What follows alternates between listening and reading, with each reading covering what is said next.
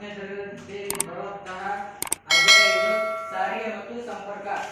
ಮೊದಲನೇದಾಗಿ ಸಾರಿಗೆ ಮತ್ತು ಸಂಪರ್ಕ ಎಂಬ ಪಾಠದಲ್ಲಿ ಅತಿ ಹೆಚ್ಚು ಎಕ್ಸಾಮ್ ನಲ್ಲಿ ಬಂದಿರುವಂತಹ ಕ್ವಶನ್ಸ್ ಇವನ್ನು ನಾವು ಇವಾಗ ಎಕ್ಸ್ಪ್ಲೇನ್ ಮಾಡ್ತೇನೆ. ಮೊದಲನೇದಾಗಿ ಸಾರಿಗೆ ವಿಧಗಳು: ರಸ್ತೆ ಸಾರಿಗೆ, ರೈಲು ಸಾರಿಗೆ, ಜಲ ಸಾರಿಗೆ, ವಾಯು ಸಾರಿಗೆ. ಇವು ಸಾರಿಗೆ ವಿಧಗಳು. ಎರಡನೇದಾಗಿ ರಸ್ತೆ ಸಾರಿಗೆ ತೊಡಕುಗಳು, ಅಂದ್ರೆ ರಸ್ತೆಗೆ ಸಾರಿಗೆಗೆ ಯಾವ ಅಡ್ಡಿಗಳು ಬರ್ತಾವ ಅವು ಹೆಸರಿಸ ಅಂತ ಕೊಟ್ಟಿರ್ತಾರ, ಅವು ಹೇಳ್ಕೊಡ್ತೀವಿ ನಾವು. ವಾಹನ ಸಂಚಾರಕ್ಕೆ ಅಡ್ಡಿ, ಅಂದ್ರೆ ವಾಹನ ಮಳೆ ಅತಿಯಾದ ಮಳೆಯಿಂದ ವಾಹನ ಸಂಚಾರಕ್ಕೆ ಅಡ್ಡಿಯಾಗುವುದು ಇದು ಒಂದು ಸಮಸ್ಯೆ ಆಗಿದೆ. ಪರಿಸರ ಮಾಲಿನ್ಯ, ಇದರಿಂದಾಗಿ ಪರಿಸರ ಮಾಲಿನ್ಯ ಕೂಡ ಆಗುತ್ತದೆ. ಮತ್ತೆ ಪ್ರವಾಹ ಮತ್ತು ಚಂಡಮಾರುತಗಳು, ಅಂದ್ರೆ ಪ್ರವಾಹ ಚಂಡಮಾರುತಗಳಿಂದ ರಸ್ತೆಗಳು ತುಂಬಾ ಹದಗೆಟ್ಟುತ್ತವೆ, ಅದು ಒಂದು ಸಮಸ್ಯೆ ಆಗಿದೆ.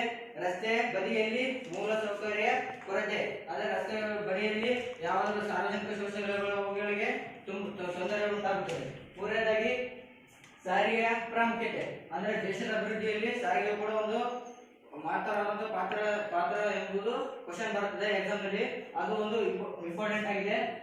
ಮೊದಲನೇ ವ್ಯವಸಾಯ ಅಭಿವೃದ್ಧಿ, ಅಂದ್ರೆ ಇದು ಸಾರಿಗೆ ವ್ಯವಸಾಯ ಅಭಿವೃದ್ಧಿಗೆ ಸಹಾಯ ಮಾಡುತ್ತದೆ.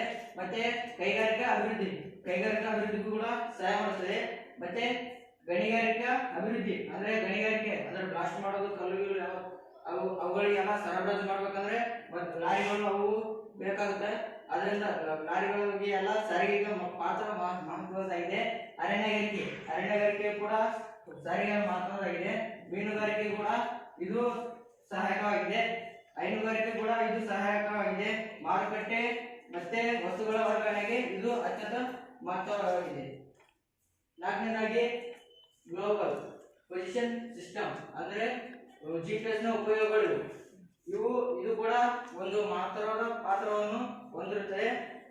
ಇದು ದೇಶದ ಮೂಲೆ ಮೂಲೆಯಲ್ಲೂ ಯಾರು ಬೇಕಾದರೂ ಬಳಕೆ ಮಾಡುತ್ತಾರೆ. ಇದು ದೇಶದ ಆರ್ಥಿಕ ಅಭಿವೃದ್ಧಿಯಲ್ಲಿ ಮಹತ್ವವಾದ ಪಾತ್ರವನ್ನು ಹೊಂದಿದೆ. ಇದರಲ್ಲಿ ಮೊದಲನೇದಾಗಿ ಭೌಗೋಳಿಕ ಸ್ಥಾನ ಗುರುತಿಸುವುದು, ಅಂದ್ರೆ ಭೌಗೋಳಿಕ ಗೂಗಲ್ ಅಲ್ಲಿ ಸರ್ಚ್ ಮಾಡಿದ್ರೆ ಸಾಕು, ಎಲ್ಲ ಯಾವ ಬೇಕಾದ್ರೂ ಸ್ಥಳಗಳು ಗುರುತಿಸಬಹುದು.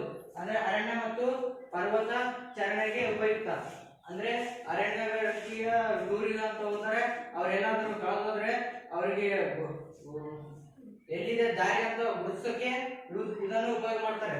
ಮತ್ತೆ ಸೈನಿಕರಿಗೆ ಮೀನುಗಾರಿಕೆಗೆ ಸರಿಯಾದ ಮಾರ್ಗ, ಅಂದ್ರೆ ಸಮುದ್ರದಲ್ಲಿ ಸೈನಿಕರು, ವಾಯುಪಡೆ ಮತ್ತೆ ಮೀನುಗಾರಿಕೆಗೆ ಸಹಾಯ, ಎಲ್ಲ ಸಹಾಯಕ್ಕೂ ಇದು ಬರುತ್ತೆ ಗೂಗಲ್ ಪೊಸಿಷನ್ ಸಿಸ್ಟಮ್.